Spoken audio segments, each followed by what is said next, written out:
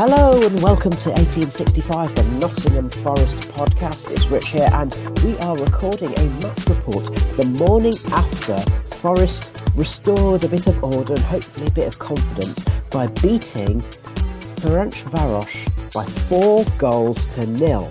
Now, Baz, you and I were at the match last night, and usually when we go to games together, we record the match reports sort of straight after, but obviously late kick-off, needed to, have other things going on. So we've waited until this morning. So I want to kind of contrast how you felt going into the match with how you felt immediately after, and now some thoughts now you've slept on it. Um, well, going into the match, I really didn't know what to expect. Some stranger saw me wearing a Forest scarf and said, what do you expect to happen tonight?" And I was like, "Who knows? It depends who turns up." Um, Immediately after the match, obviously, it felt very good. It felt important, not least because of confidence for some of the players, which I'm sure we'll get to. And this morning, what I feel is I really like to get "Oh What a Night" out of my head. Well, I'm just going to throw it out there. It's a song that I've always quite liked, so I don't mind.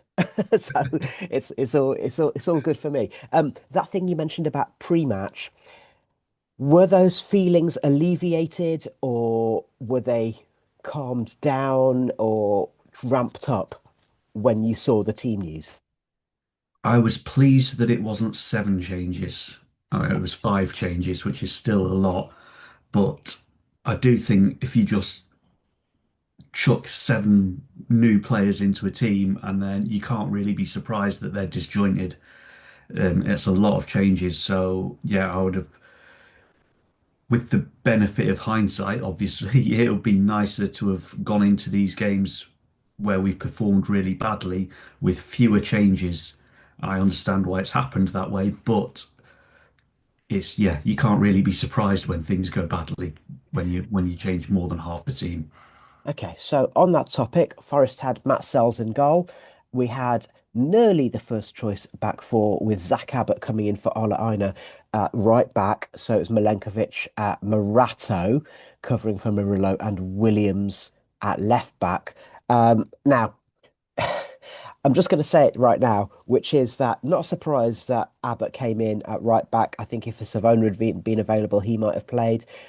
But Ola, despite getting that reassurance of having the first choice back five back, Ola has been playing on one leg, hasn't he? Yeah, and he didn't look great when he started on the left the other week either. Mm.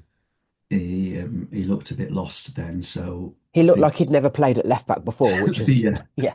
And then what about, I mean, it wasn't a surprise perhaps, but what do you think about Captain Calamity replacing Murillo in the back four as well?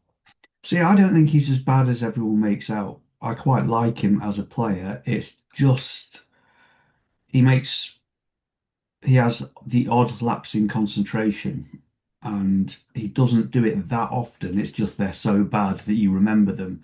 Now, there's been these rumors about us going after Lewis Dunk, and I'm like, well, he does exactly the same thing. He's not an upgrade. So I don't understand quite why he's become such a scapegoat.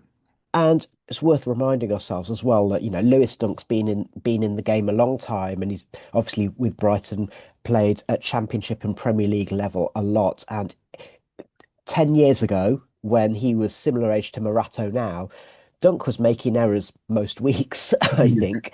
And he has grown and he's got better, but he is still prone to a calamitous moment. So I agree with you. I don't see why Forest were interested in him in that way. But anyway, that's another story, especially actually when you consider that we've got Big Willie, who's, similar age, big lad, um, towering presence, occasionally makes mistakes. So anyway, all of that is beside the by. Let's go back to the team news. So we had Yates and Sangare in the middle of the park. We had Ndoye on one wing and McAtee on the other, and then Dominguez playing as the number 10 slash auxiliary forward slash furthest forward midfielder alongside Jesus.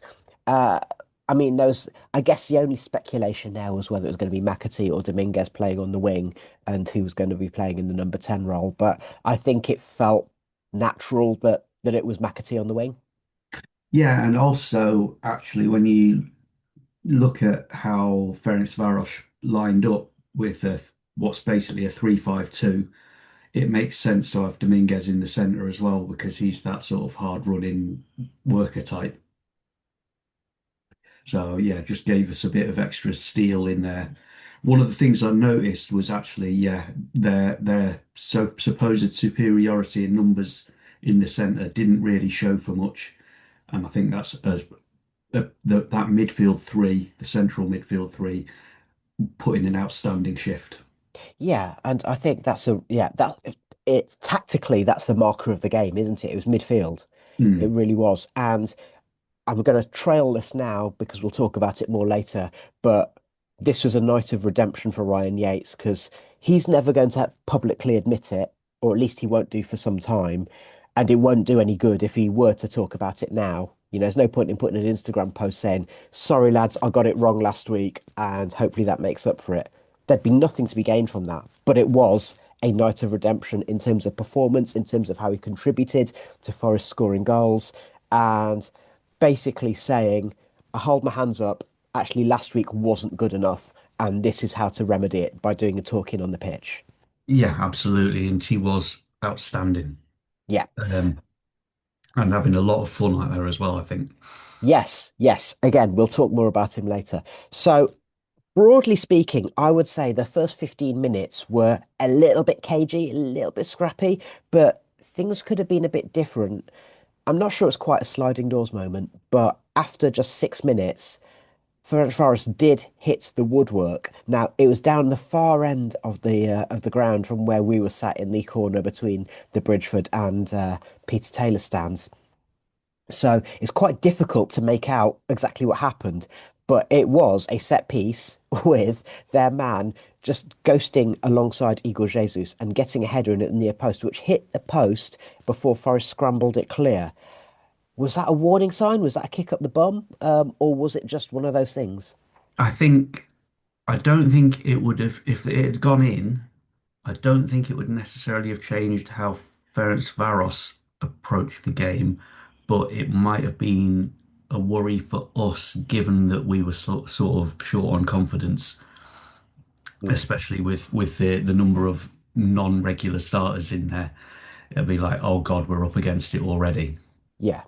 But having said that, I think it's worth pointing out that already in those first 15 minutes, while it was a bit cagey, Ndoye and McAtee in particular looked more like 30 million pound players and less like the rabbits and headlights that we've seen in recent weeks.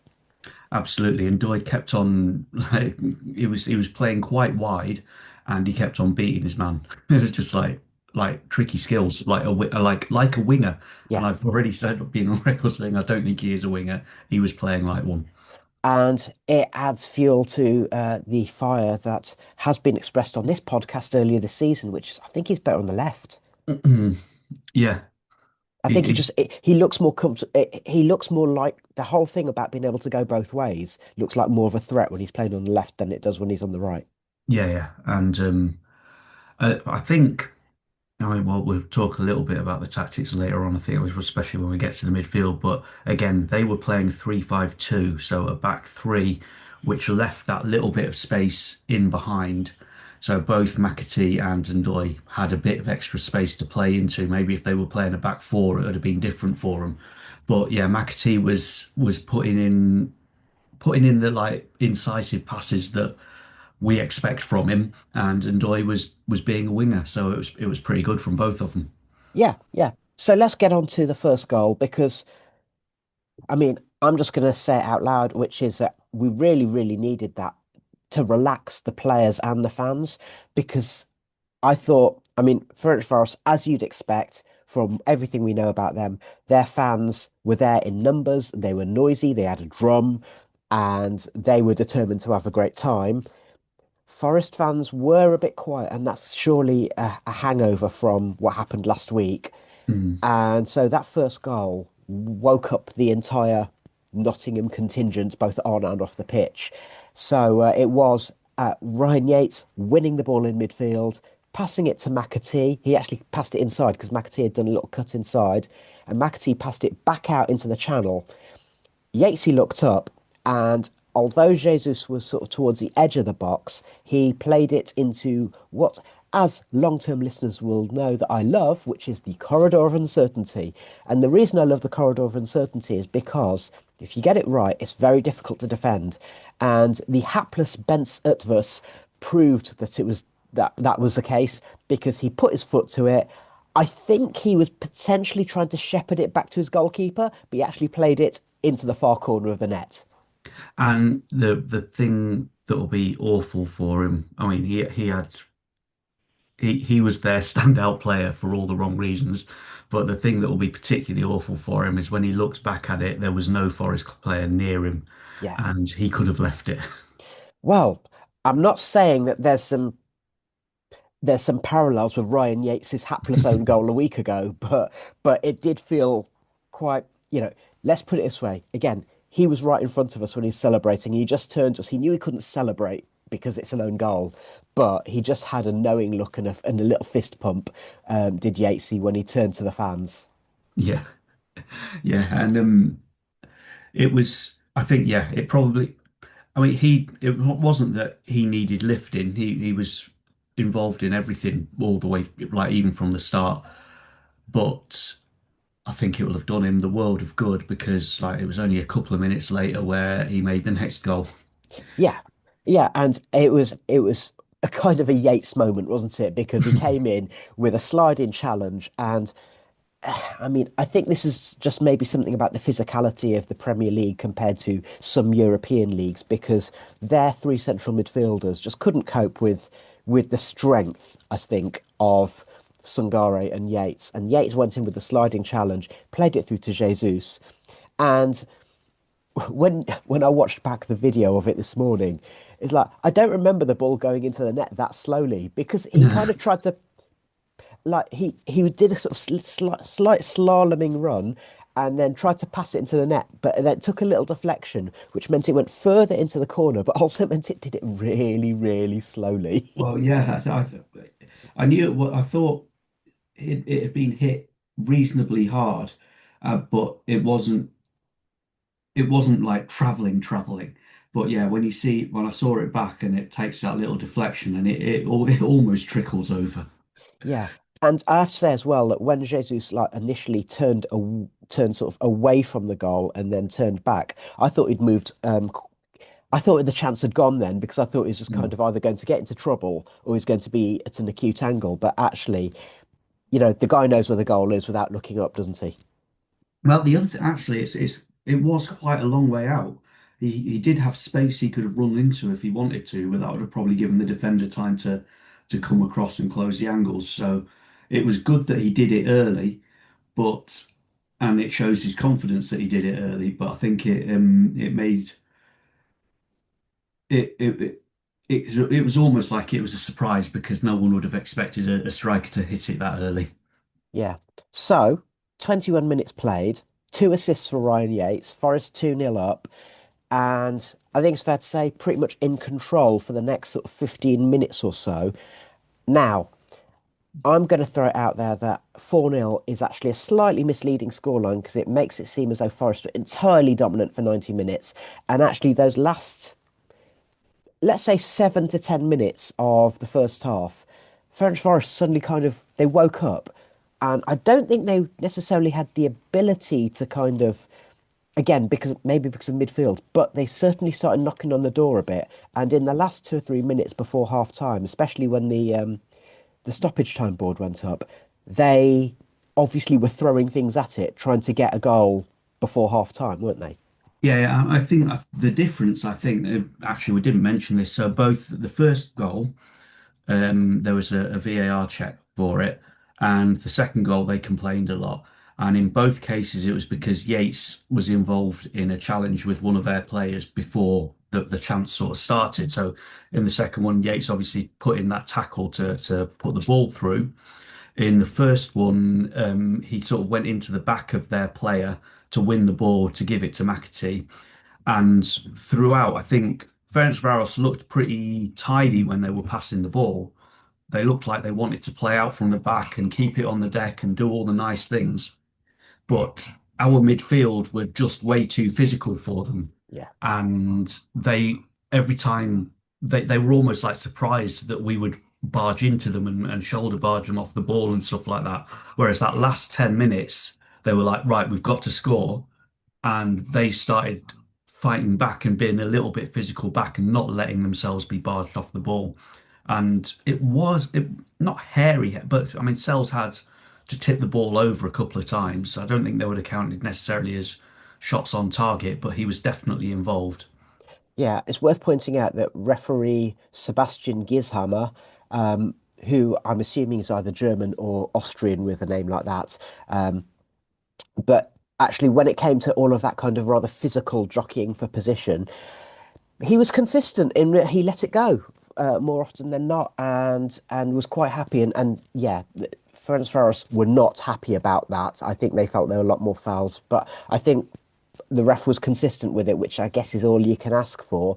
And anyway, it meant that although Forest did have to, yes, Sells had to scramble the ball away a few times, a couple of deep crosses and efforts which were kind of going towards heading to. There's one which was like a looped one which he had to scramble for, but ultimately Forest did go in 2-0 at half time. The 1865 match report.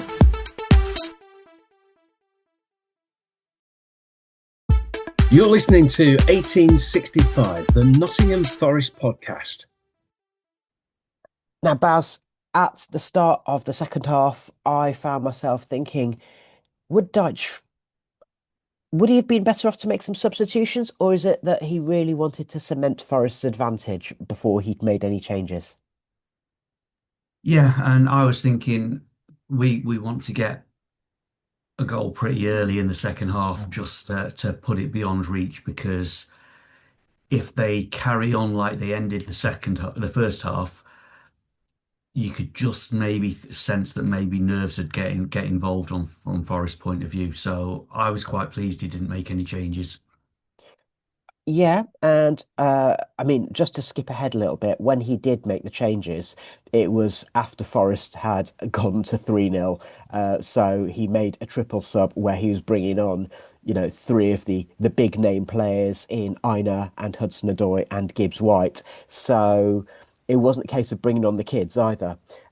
Let's Much talk. to the annoyance of the bloke behind us. Oh, yeah, there were a few people around us who I'm pretty certain had bets on to do with lineups, to do with Ferencvaros scoring a goal, and a few guys just behind us who seem to be more concerned about the weather than the game. So I don't quite know what. Anyway, but Forest's third goal, when it came, it was a little bit of a speculative ball through by Sungare. He kind of lofted it over the defence, but this was prime Jesus, wasn't it? In the sense of it had strength, it had power, and it had a brilliant finish, which was entirely instinctive.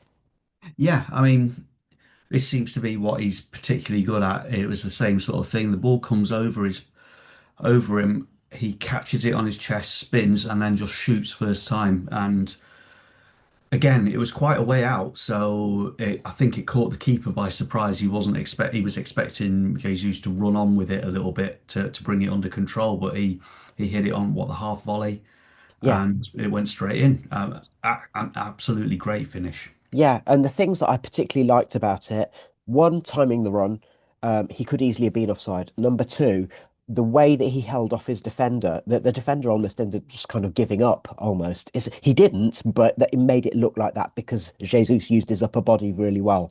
And then number three is the fact that he actually started his swing for the ball while the ball was still behind him. So he knew exactly what he was going to do, and he executed it perfectly because it went bottom corner. Yeah, and I mean it is the sign again, as I say again, it's the sign of a player who's very confident at the moment. Yeah, absolutely. Now, when the subs did come, which was 10, 11 minutes after that, we saw Williams go off for Aina. So Ola getting a chance to reacquaint himself with left back. We saw Gibbs-White coming on for Sungare, which saw him going to the 10. and Dominguez dropped back a little bit, and Jesus went off for Hudson-Odoi. And I mean, if nothing else, what this proves is for Dan and Ndoye, it's much easier playing at centre forward when you're 3-0 up at home than it is in a terrible wet night in a, after a long journey, and you're really having to, and the rest of your team aren't helping you out, because Dan and Ndoye looked a lot more comfortable with the things that you and I like about him, which is his physicality, his work rate, his ability to kind of get the ball and try and stick to it or make it stick to him. Doesn't mean he's a centre forward, but he looked less uncomfortable last night. Yeah, I mean, partly I think it was Ferencvaros from going on last night's performance. I would say their strengths are not necessarily defending; it's keeping the ball and passing it and moving it quickly, which they did try and do. Whereas Braga's strength is obviously defending, so they made life a lot harder for Ndoye, even if they hadn't been 3-0, if we hadn't been 3-0 up. I mean, it's almost as if, we've seen it throughout the Europa League, haven't we? That the teams who are more limited, they do what Forest did so effectively in the UEFA Cup 30 years ago, which is they focus upon being solid, defending hard, getting men behind the ball, and being difficult to break down. And it's not reasonable to expect Ndoye to be able to do that when he's not a centre forward in a match like Braga. So there has to be a lesson learned, as we've discussed already 2 or 3 times on this podcast, and as all Forest fans have. It's got to be a lesson learned about not letting players go until there's other players who are available to fulfil that role. Absolutely, of course, it's slightly more complicated with Europa League as well Yeah. because of the squad rules, but yeah, it was just stupidity. Yeah, indeed, indeed. Right. So I'm just going to skip ahead because the moment came. So we've talked about the hapless Bence Otvos, and he had the moment to cap it all off, which, as Forrest put the ball into the box late on in the match, and again, it's another cross by Yates. Now, I thought Ndoye, again, this is the opposite end of the ground to us. I thought Ndoye was going for an overhead kick, and then McAtee kind of screwed the loose ball wide, and then we go, oh, he's given a penalty. Mm. And I have to say, I didn't see anything, but on the replay, you can quite clearly see that our hapless Hungarian friend was pulling Ndoye's shirt almost off his back, and actually, for a referee, it's a fairly easy decision to give, isn't it? Yeah, I mean, yeah, again, at the time I had no idea what was going on. But yeah, you watch the replay, it's quite clear, and Ndoye's protesting as well. Again, it's that thing of you don't you can look at the reaction of the players, and from a distance, we didn't see much protesting, but Ndoye was actually going up to the referee and saying, "Look what he did to Well, he me." So, started it when he was sat on the floor, at which mm. point, the referee was always like, oh, hang on, something happened there. And so, fair play to him for being in that. And yes, Utfus got his yellow card. Worth mentioning, I said about the whole jockeying for position thing and how the ref mostly let it go.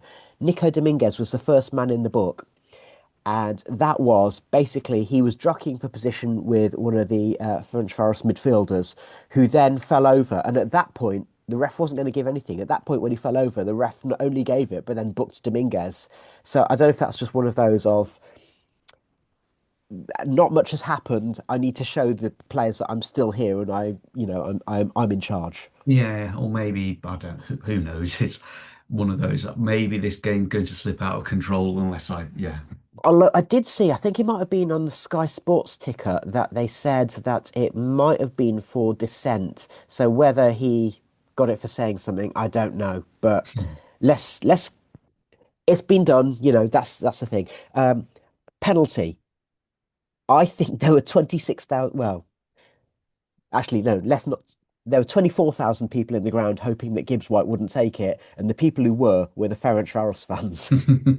I wouldn't put it like that, but I think I was very happy that McAtee took it and scored. Um, I mean, obviously that the most important thing is putting it away, no matter who takes it. But I think it was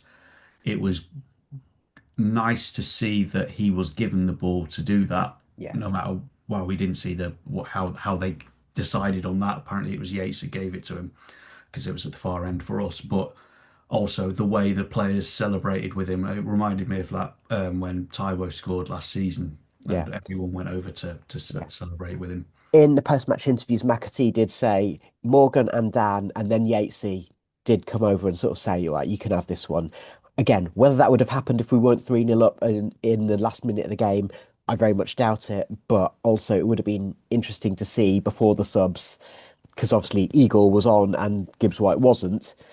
So if there had been a penalty early in the game, I'd assumed it would have been either Igor when he was on the pitch or Gibbs-White Mm. earlier on. But it's a nice moment. And, let's be honest, it was a just reward for McAtee because we haven't talked enough about him in this match report. We'll do it in a minute.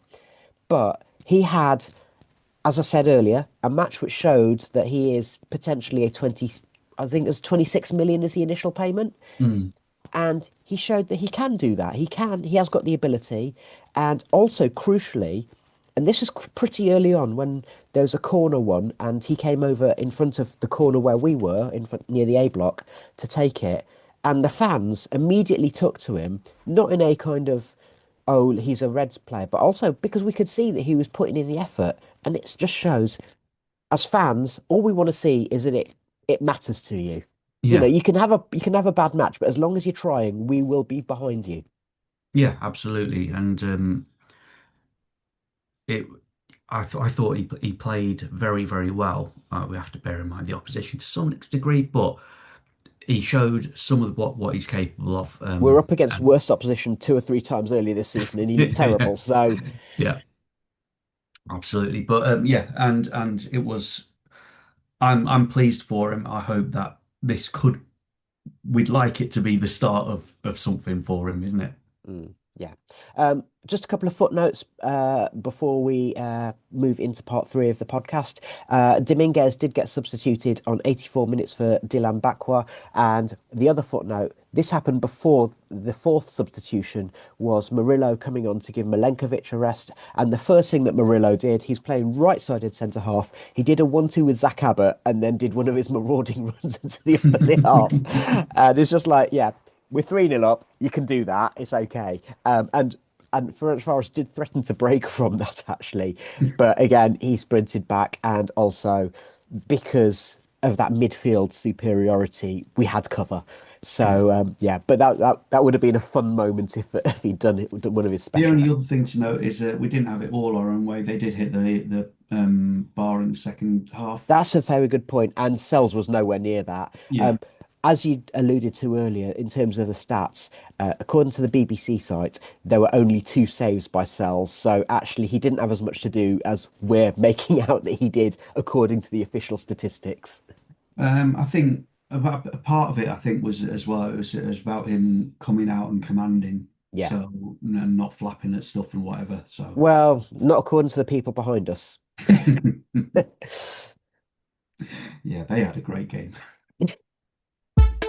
The 1865 match report.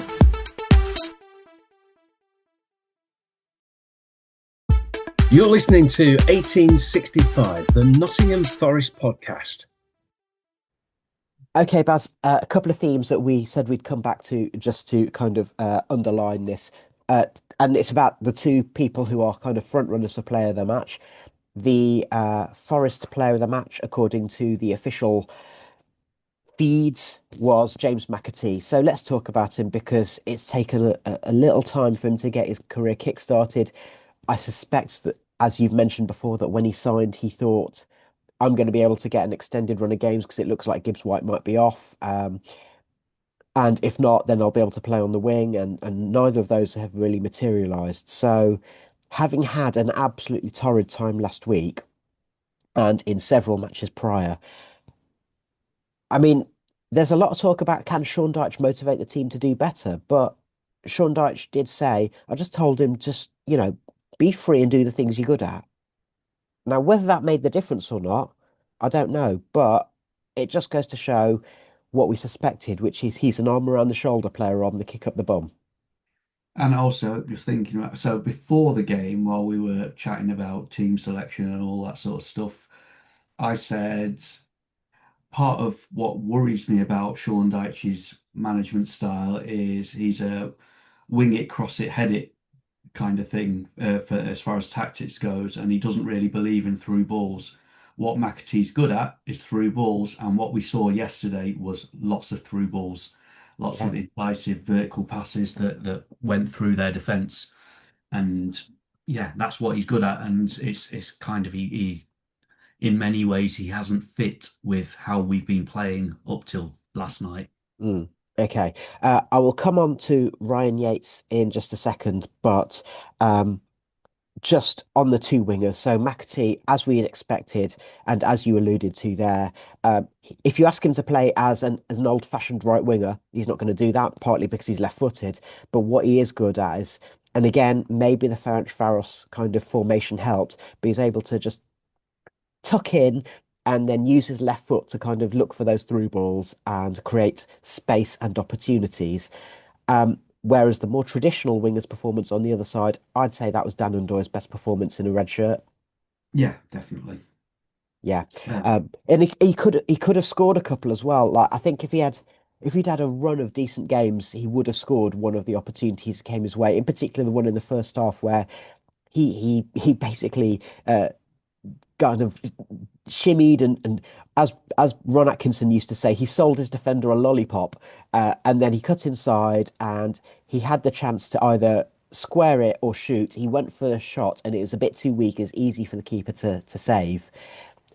Again, a more confident Ndoye who had a run of two or three games of playing well. I think he'd have smashed it and found the net.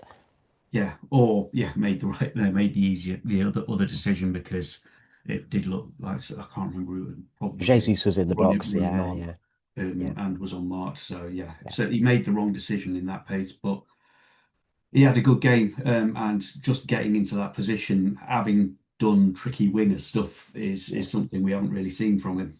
Yeah, absolutely. Brief cameo appearance by Dylan Bakwa. Obviously, he's had several bad matches, and last week in particular, he looked like a player who'd lost all confidence in his ability to play football. So, just those few minutes when you're 3-0 up, I think that was the right decision by Deitch, and he didn't do anything wrong, and he helped to create the chance that led to the penalty. Yeah, he was definitely involved in that. He didn't really have an opportunity to either do much or do anything wrong. But yeah, I think it was probably the right decision to put him on late like that and just let him get a feel for it Yeah, I think it's while just the about crowd are happy. letting him get touches in a red shirt in a situation where the pressure was off. I think, Mm, he is a player who's still young, still got a lot of potential, and ultimately is still at the club. You know, yeah, if Forest wanted to move him on, they might well have done it already, like they have done with Callum Owendo. So, I don't know, time will tell. Those could be famous last words when the transfer deadline's coming up. But let's move on to the guy who you and I both thought was the player of the match, and it was Ryan Yates. And a key thing that you mentioned earlier is that he really looked like he was enjoying himself, especially once he created that first goal. yeah. I mean, actually, yeah. Once he created that first goal, it was like you could see he was not moving more freely, but you could see he had a bit more of a spring to his step. He was all over the place, doing Ryan Yates stuff in the first half, and then he became an entirely different player in the second half. I mean, like you could have put a number 10 shirt on his back, couldn't you? Like Yeah. I've seen other people saying he's kind of Lionel Yates, but I mean, I thought he's a bit more Zidane like, maybe because of his stature, the fact he's a bit taller and like a bit more kind of, stands a bit stronger, I suppose. Yeah, and he was doing little drag backs as well, which Yeah, Zidane used to love. exactly. He's doing the drag backs. He was all of a sudden he was kind of lifting his head and doing 1-2s on the edge of the box to try and get into the box. And it was th- this is. we have seen him do stuff like that before. Like I remember a couple of times in the championship when under Stevie Cooper, he did no look passes. Mm. And if he's playing confidently, that's only a good thing, especially seeing as we're down on midfield resources now. So whether we sign another midfielder or not, I don't know. Whether we need to or not, I don't know. But he's going to get more minutes, especially now that Dougie Luiz has gone. And we know that we're going to have to be a little bit careful with our resources in that part of the park. Yeah, and I mean, actually, just before we return to Yates, I do have to say a word for Sangare, which I think it's not a coincidence that we went on that horrible, horrible run while he was at AFCON, because in many ways, I think he's now our most important player in that he holds us together. There was a bit where he basically covered the entire width of the pitch just to win the ball back, and then he Yeah. gave it straight after. But the work rate he puts in, the defensive positioning he has, and then once he receives it, he quite often puts in an incisive pass to start the attack. I think he's a very, very important player for him, and that is what gave Yates the freedom to be able to do his little step overs and drag backs towards the end of the game. Yep, I think that's all fair comment. So, in terms of that, obviously, next match is coming up on Sunday against Palace. Uh, I mean, I'd expect a slight reversion to the norm in terms of the team selection, but I certainly can't see Lorenzo Lucha getting in ahead of Igor Jesus. I would imagine that Callum might be back on the wings and Hutchinson might be back on the wings. But um, having said that, that's not a reflection upon Ndoye and McAtee. And once again, actually, on that subject of midfield, I refer people back to what I said in Yates's espresso bar this week and what you've been alluding to, which is that Ndoye, is he a winger? Not sure. I reckon he could play as a number eight if we needed him to. I reckon so, and also I think there is an argument that if we are short on midfielders, then moving Morgan back there because of his work rate, Yeah. and the fact that he likes to run into space or pick out long passes will be quite a good thing. And then that gives space for someone like Ndoye or someone like McAtee to come in a little bit higher up the pitch as well. Yeah, and it's worth pointing out that when Bakwa came on, Morgan did drop a little bit to allow McAtee to move into the 10, which meant that Bakwa played on the right wing. But the match was dead by then, so it didn't Yeah. make a huge amount of difference.